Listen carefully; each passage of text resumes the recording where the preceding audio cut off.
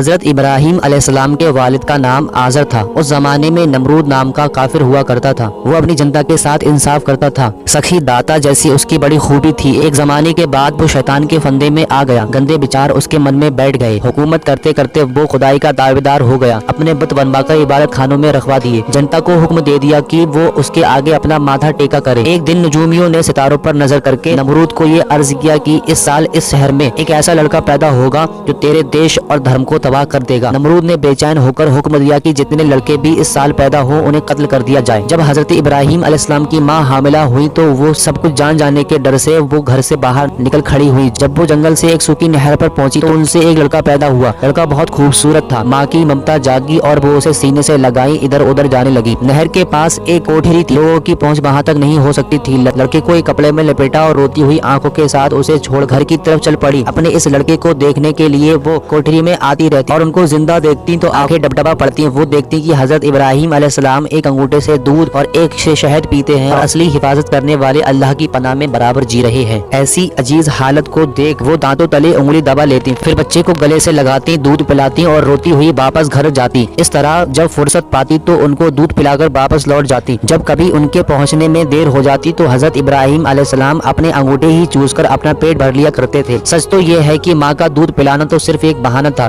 ورنہ جس نے پیدا کیا تھا وہ انہیں اپنی نگرانی میں کھلا رہا تھا۔ حضرت ابن عباس رضی اللہ تعالیٰ عنہ سے روایت ہے کہ حضرت ابراہیم علیہ السلام ایک دن میں اتنا بڑھتے تھے کہ دوسرے لڑکے اتنا ہی ایک ہفتے میں بڑھ پاتے تھے، اور ایک ہفتے میں اتنا بڑھ جاتے کہ دوسرے لڑکے اتنا ایک دن میں بڑھ پاتے، اور ایک مہینے میں اتنا بڑھ جاتے کہ دوسرے لڑکے ایک سال میں اتنا بڑھ پاتے ہیں۔ اس طرح دودھ پینے کی مدت بھی گزر گئی۔ حضرت ابراہیم میں کچھ سوجھ بوجھ پیدا ہوئی تو ایک دن رات میں ان کی ماں انہیں دیکھنے آئی۔ حضرت ابراہیم نے اپنی ماں سے پوچھا، اس اندھیرے کے سوا اور کوئی بھی دنیا ہے کیا؟ ماں نے کہا، دشمنوں کے ڈر سے تمہیں یہاں چھپا دیا ہے۔ ماں نے جواب دیا اور بتایا، یہاں پر تمہیں رکھنے کا مقصد اس کے علاوہ اور کچھ نہیں ہے کہ تمہاری جان بچی رہے اور تمہیں اپنی نگرانی میں پالا پوسا جا سکے۔ ویسے اللہ کی بنائی دنیا بہت لمبی چوڑی ہے۔ حضرت ابراہیم نے فرمایا، اب تو مجھے اس کوٹھری میں آرام نہیں محسوس ہوتا، نہ میں اپنے رہنے لائق اس جگہ کو سمجھتا ہوں۔ پھر حضرت ابراہیم علیہ السلام کوٹھری سے باہر نکل آئے، آسمان پر چمکتے ستاروں کو دیکھا اور کہا، یہی میرا رب ہے۔ لیکن جب وہ تارے ڈوب گئے تو فرمایا، میں ڈوبتے تاروں کو اپنا رب نہیں مانتا۔ پھر جب چمکتے چاند پر نظر پڑی اور اس کی چاندنی میں انہیں مزہ آیا تو فرمایا، یہی میرا رب ہے اور اسی سے میں لو لگاؤں گا۔ جب وہ بھی ڈوب گیا تو اس کے رب ہونے کا یقین بھی ختم کر دیا۔ جب صبح ہوئی اور سورج کی کرنیں پھیل گئیں تب بولے، یہی میرا خدا ہے، یہ سب سے بڑا ہے، یہ تو اس کی روشنی اور گرمی سے بھی ظاہر ہے۔ لیکن جب سورج کی ڈوبنے کا وقت آیا تو حضرت ابراہیم علیہ السلام نے کہا کہ یہ بھی میرا رب نہیں ہو سکتا، علاوہ اس خدا کے جو بے مثال اور بے زوال ہے، میں کسی پر یقین نہیں کرتا۔ پھر جب حضرت ابراہیم کو ان کی ماں گھر لائی اور تمام باتیں ان کے باپ کو سنائی، آزر اپنے بیٹے کو دیکھ کر بہت خوش ہوا کرتے تھے۔ اسے اس کی بھی خوشی تھی کہ ان کا بیٹا بچا ہوا ہے۔ جب حضرت ابراہیم نے بتوں کو برا کہنا شروع کیا اور ان کے پوجنے والوں پر لعنت بھیجنی شروع کی تو نمرود نے حضرت ابراہیم علیہ السلام کو بلایا۔ حضرت ابراہیم نڈر ہو کر گئے اور قاعدے کے مطابق نمرود کو سجدہ نہیں کیا۔ نمرود نے بہت غصے سے کہا، تو نے مجھے سجدہ کیوں نہیں کیا؟ حضرت ابراہیم نے کہا، میں پروردگار کے سوا کسی کو سجدہ نہیں کرتا۔ نمرود نے کہا، تیرا پروردگار کون ہے، کیا کرتا ہے؟ حضرت ابراہیم نے جواب دیا، وہ سب کو پیدا کرنے والا ہے، وہی مارتا ہے اور وہی جلاتا ہے۔ نمرود نے کہا، میں بھی مار اور جلا سکتا ہوں، اسی لیے ان سب کا پروردگار ہوں۔ پھر اس نے دو ایسے قیدیوں کو بلایا جنہیں سزا میں قتل کرنا تھا۔ ان میں سے ایک قیدی کو اس نے مروا دیا اور ایک کو آزاد کر دیا۔ پھر اس نے کہا، ہم نے بھی ایک کو جلایا اور ایک کو مار دیا، ہم ہے پروردگار، یہی ہمارا کام ہے۔ حضرت ابراہیم نے کہا، میرا پروردگار سورج کو پورب سے نکال سکتا ہے، اگر تو سچا ہے تو پشچم سے نکال کر دکھا۔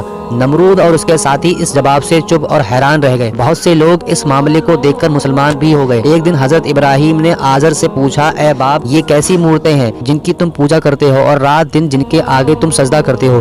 آزر نے جواب دیا، یہ ہمارے خدا ہیں۔ حضرت ابراہیم نے فرمایا، کیا تم ان کی پوجا کرتے ہو جن کے نہ کان ہیں نہ آنکھیں ہیں اور جو نہ تم کو فائدہ یا نقصان پہنچا سکتے ہیں؟ آزر نے لاجواب ہو کر کہا، اگر تو ہمارے خدا کو نہیں مانے گا تو سزا پائے گا اور تجھ پر پتھر برسائے جائیں گے۔ اس کے بعد حضرت ابراہیم نے یہ پکا ارادہ کر لیا کہ وہ لوگوں کو بتا دیں گے کہ بتوں کو لوگوں کے اچھے برے کی کچھ خبر نہیں اور ان کے پوجنے میں کسی کو کچھ فائدہ نہیں۔ نمرود کی قوم کی عادت تھی کہ جب عید کا دن آتا تو ہر آدمی اچھا لباس پہنتا تھا اور عمدہ کھانے پکا کر بتوں کو سامنے رکھ کر عیدگاہ جاتے تھے اور ادھر سے پھر اس کھانے کو اگلے سال تک کے لیے زیادہ روزی ہونے کا سبب مانتے تھے۔ جب عید کا دن آیا تو سب نے حضرت ابراہیم علیہ السلام کو ساتھ چلنے کو کہا۔ حضرت ابراہیم نے ستاروں کی طرف دیکھ کر کہا، میں بیمار ہوں، اس لیے تمہارے ساتھ نہیں چل سکتا۔ جب سب لوگ تہخانہ خالی کر کے عیدگاہ پہنچے، حضرت ابراہیم بھی پہنچے اور اسے مذاق میں کہا، ایسے اچھا کھانا تم نے کیوں نہیں کھایا؟ وہ بت بھلا کیا بولتے اور کیا جواب دیتے؟ پھر تو خدا کے دوست ابراہیم نے کلاہڑی لے کر سب सबके सर उड़ा दिए, किसी के हाथ काटे और किसी के कान, मगर सबसे बड़े बुत को बचाकर कुल्हाड़ी उसके गले में डाल दी और बुतखाने का दरवाजा बंद करके बहुत जल्द वहां से निकल गए। लोग जब ईदगाह से लौटकर तहखाने में दाखिल हुए और सभी छोटे बड़े पुराने दस्तूर के मुताबिक वहां पहुंचे तो देखते क्या है कि न किसी का हाथ है न किसी का कान, बड़ी जिल्लत की हालत में पड़े हैं, बिल्कुल मुर्दा। उन सभी के मुंह से निकला किस जालिम का ये किया धरा है और किसने हमारे माबूदों का सर तोड़ा है, हमें दिली तकलीफ पहुंचाई है। उन लोगों ने कहा हजरत इब्राहिम हमेशा बुतों और बुत परस्तों पर चोट किया करते थे और उनके शिर्क और बेईमानी को बुरा कहा करते थे। सबको यकीन हो गया कि ये सब हजरत इब्राहिम ने ही किया है। सबको गुस्सा आया और वो सब उनका कत्ल करने के लिए तैयार हो गए। पूरी कौम एक राह होकर नमरूद के पास पहुंची और फरियाद की कि इब्राहिम ने तहखाने की हुर्मत को बर्बाद कर दिया। नमरूद ने कहा हजरत इब्राहिम को बुलाने के लिए आदमी को भेजा जाए और बहुत गजब और गुस्से से उसको बुलवाया। नमरूद और पूरी कौम ने कहा ए इब्राहिम, माबूदों के साथ ये बर्ताव किसने किया? हजरत इब्राहिम ने कहा बड़े बुत ने। तुम इज्जत वाले बड़े बुत से पूछो, वो तुमसे कुछ नहीं छिपाएगा, वही तो तुम्हारा बड़ा माबूद है, क्या इतना भी नहीं बता सकता? मुशरिक इस बात को सुनकर लाजवाब हो गए, उन्हें बड़ी शर्मिंदगी हुई। इब्राहिम ने कहा कि तुम जानते हो ये बुत हरगिज नहीं बोलते, ये अच्छा और बुरा अपने मुंह से कुछ नहीं कहते। हजरत इब्राहिम ने कहा ऐसे माबूदों की पूजा से क्या मिलता है? जो इन बेजुबानों को पूजे वो तो बड़ा ही जाहिल है। इससे बहुत से लोग मुसलमान हुए और बहुत से लोग ईमान लाए। नमरूद ने जब ये मामला देखा तो हुक्म किया कि इब्राहिम को कैद किया जाए। काफिरों ने कहा कि इब्राहिम को आग में जलाओ, इसी तरह से हमारा गुस्सा ठंडा हो सकता है। कोठरी के दामन में 100 गज का एक मकान बना हुआ था। मुल्क की लड़कियों को जमा करके उसमें आग लगाई गई। आग के शोले इतने बुलंद हुए कि ऊपर से परिंदे भी उड़ने की हिम्मत न कर पाते। उनकी हालत देखकर फरिश्ते बहुत रंजीदा हुए। जब हजरत इब्राहिम फलाखन से बाहर हुए, जिब्रील अमी फौरन फिजा से हाजिर हुए और कहा तुम्हें इन शोलों से बचा लूंगा। हजरत इब्राहिम ने कहा मुझे तुमसे कुछ काम नहीं, जो खुदा की मर्जी है वो पूरी होगी। जिब्रील ने कहा फिर खुदा ही से सवाल करो और अपनी मुसीबत उससे बयान करो। हजरत इब्राहिम ने फरमाया कि वो सब कुछ खुद जानता है, मेरे कहने से क्या ही हासिल। इस तरह जब खुदाए बेनियाज ने देखा कि इब्राहिम तबक्कुल राह में कायम है तो फरमाया ए आग तू इब्राहिम के लिए ठंडी हो जा और सलामती बन जा। हजरत इब्न अब्बास से नकल है कि कलाम इलाही में लफ्ज सलाम न होता तो मारे ठंड के इब्राहिम को चैन न मिलता। फरिश्तों ने हजरत इब्राहिम का बाजू पकड़कर निहायत आराम से जमीन पर बिठाया ही था कि उसी वक्त फहिश्त के रिजवान ने हाट कर कपड़े लाकर पहनाए और उनके आसपास 20-20 गज तक फूल, सब्ज कलियों और खुशबूदार फूलों से अजीज बाग बना दिए। एक मीठा सोता भी वहां जारी हो गया। हजरत इब्राहिम पर खुदा का बड़ा फजल हुआ कि लजीज खाना सुबह शाम पहुंचाया करते ताकि मेरा प्यासा खुशी खुशी बेफिक्री के साथ खाए। जब 7 रोज इस तरह गुजर गए तो नमरूदियों ने चाहा कि देखे कि आग बुझी या नहीं। नमरूद भी एक ऊंचे महल पर चढ़कर हमेशा दिखता रहता। उसे डर था कि कहीं इब्राहिम जिंदा न रह जाए, इसीलिए कि अगर वो सही सलामत आएगा तो मुझ पर और मेरे मुल्क पर एक बहुत बड़ी आफत लेकर आएगा।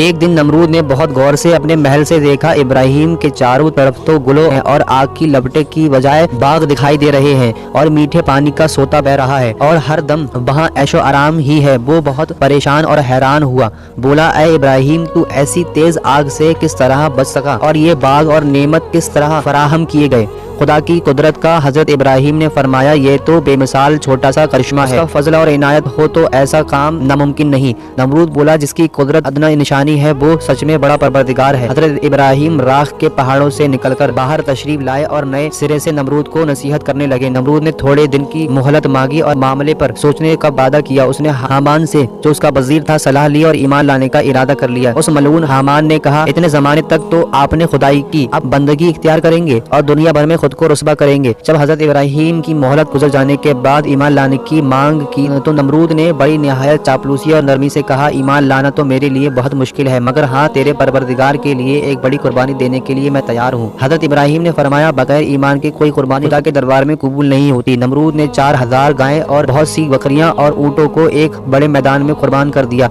लेकिन हामान की शैतानी की वजह से उसका ठिकाना दोज़ख ही हुआ। हजरत इब्राहिम ने नमरूद से कहा कि तू बुरे काम छोड़ दे और परेशान होकर खुदा के आगे आ जा। खुदा ताला ने तुझे 400 साल से बादशाह दे रखी है और इसी तरह उसने मुझे ऐसे मोजज़े दिए जो दीन हक पर गवाह हैं, और तू है कि अब तक अपने कुफ्र से बाज नहीं आया और अपनी नादानी और हट धर्मी से खुदाई का दावा किए चले जा रहा है। जान लिए खुदा का लश्कर इतना ज्यादा है कि अंदाजा नहीं कर सकता और तुझे तो गारत करने के लिए एक अदना लश्कर काफी है। नमरूद ने कहा मैं नहीं समझता कि जमीन पर मेरे सिवा कोई दूसरा बादशाह है और मेरी बारगाह के सिवा कोई दूसरा बारगाह है। अगर आसमानी बादशाह की फौज है तो उससे कहो कि वो मुझ पर भेजे, फिर मेरी लड़ाई और ताकत का तमाशा देखे। हजरत जिब्राइल नाजिल हुए और कहा कि नमरूद से कहो कि हमारी फौज आज पहुंची है, तो तैयार हो जा और अपनी फौज लेकर मैदान जंग में आ। 3 रोज की मोहलत में नमरूद की फौज बुला ली गई। एक मैदान में सब जमा हुए। चौथे रोज नमरूद की फौज मुकाबले में तना हजरत इब्राहिम अलैहिस्सलाम के सामने आए। उन्हें अकेला देखकर लोगों ने कहा, इब्राहिम वो फौज आसमानी कहाँ है? अब तुझ पर आफत आने में कुछ देर नहीं। अभी बातचीत हो ही रही थी कि एकाएक मच्छरों की फौज जाहिर हुई, जिसकी वजह से सूरज की रोशनी छिप गई। नमरूद घबरा गया। लश्कर पर भी हैरत तारी हो गई। नमरूद ने हुक्म दिया कि नक्कार बजाकर मच्छरों को भगा दे। जब मच्छरों की आवाज कानों में आई, लोगों के होश गुम हो गए। तमाम फौज घबरा गई। एक गूंज थी, एक शोर था जो उभरा आ रहा था। छोटा था या बड़ा, हर एक हैबत इलाही से डर गया। एक एक आदमी पर लाखों मच्छर पिल पड़े। मच्छर क्या थे? एक काली बला थी जो सर से पांव तक चिमट रही थी। लोगों के बदन पर गोश्त और खून तक नहीं छोड़ रही थी। हजारों आदमी और जानवर तबाह हुए। नमरूद अपने महल से भागकर औरतों में जा छिपा। इतने में एक लंगड़ा मच्छर आया, जिसे नमरूद ने अपनी औरतों को दिखाया। मच्छर तेजी से नाक की राह से नमरूद के दिमाग तक जा पहुंचा और अपनी सूंड को उसके दिमाग में चुभा दिया। नमरूद का सोना और आराम करना रुखसत हो गया। वो दिन रात अपना सर पीटता रहता जब तक लोग उसके सर को कूटते। कुछ दर्द में कमी महसूस होती और बगैर कूटे चैन न मिलता। जो भी उसकी मजलिस में आता तो जमीन बोसी के बदले उसके सर पर धौला लगाता। इस तरह नमरूद को खुदा के गजब ने जकड़ लिया। 40 दिन के बाद वो इसी दर्द की वजह से हलाक हो गया और हमेशा के लिए जहन्नमी करार कर दिया गया।